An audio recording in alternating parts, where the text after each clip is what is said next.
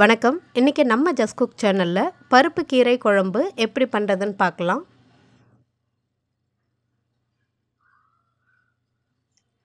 நான் இன்றைக்கி ஒரு கட் அளவுக்கு பருப்பு கீரை எடுத்து நல்லா சுத்தம் பண்ணி எடுத்து வச்சுருக்கேன்.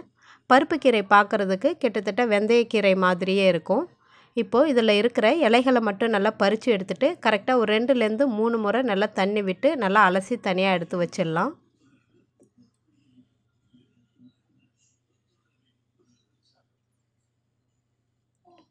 ஒரு குக்கரில் ஒரு 100 கிராம் அளவுக்கு துவரம்பருப்பு நல்லா ஊற வச்சு எடுத்துருக்கேன். அதையும் சேர்த்துக்கலாம். இது கூடவே காரத்துக்காக 2 பச்சை மிளகாய், 5-6 பூண்டு பற்கள், ஒரு 20 சின்ன வெங்காயம் சேர்த்துருக்கேன். 2 தக்காளி சேர்த்துட்டு கொஞ்சமாக மஞ்சள் தூள் சேர்த்துட்டு தேவையான அளவு தண்ணீர் விட்டு கரெக்டாக ஒரு 3 விசில் வரைக்கும் வேக வச்சு எடுத்துக்கலாம். இப்போது பருப்பு நல்லா வெந்துருச்சு. இதை லேசாக கரண்டியாலவே நல்லா மசிச்சு விட்டுட்டு இது கூட நம்ம தேவையான அளவு தண்ணி சேர்த்து நல்லா கொதிக்க வைக்க போகிறோம். கரெக்டாக ஒரு 2லேருந்து 3 டம்ளர் அளவுக்கு தண்ணி சேர்த்து நல்லா கொதிக்க வைக்கலாம். இது நல்லா கொதித்ததும் நம்ம அலசி எடுத்துருக்கிற பருப்பு கீரைகளையும் இது கூடவே சேர்த்துட்டு கரெக்டாக ஒரு 5 நிமிஷம் வேக வைக்கலாம்.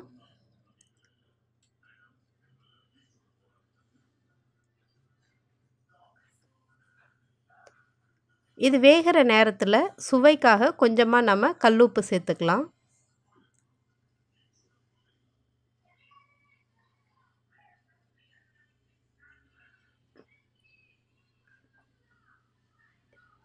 இப்போது உப்பு சேர்த்துட்டு நல்லா கீரை நல்லா வெந்ததும் தனியாக ஒரு பருப்பு சட்டிக்கு மாற்றிட்டு மத்தால ரொம்ப நைஸாக கடையணுன்ற அவசியம் இல்லை. நம்ம குழம்பு மாதிரி தான் ரெடி பண்ணுறோம். அதனால நல்லா ரஃப்பாக கடைஞ்சி விட்டுக்கோங்க.